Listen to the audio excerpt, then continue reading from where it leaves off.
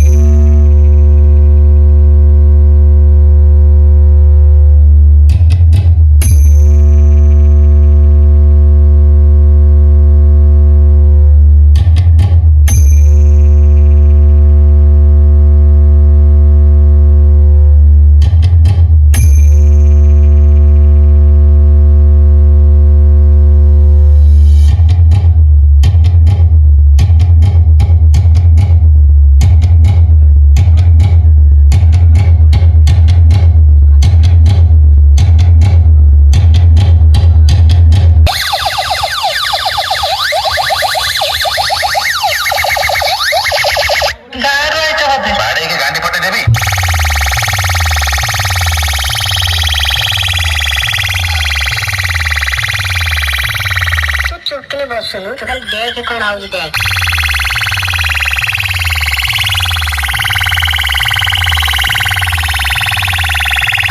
hello सुनो ये नगर को मार देले सोइला मोरा निपाता नाथिबे बाउंस ना बाजियो बइसी गांडी मरथिबे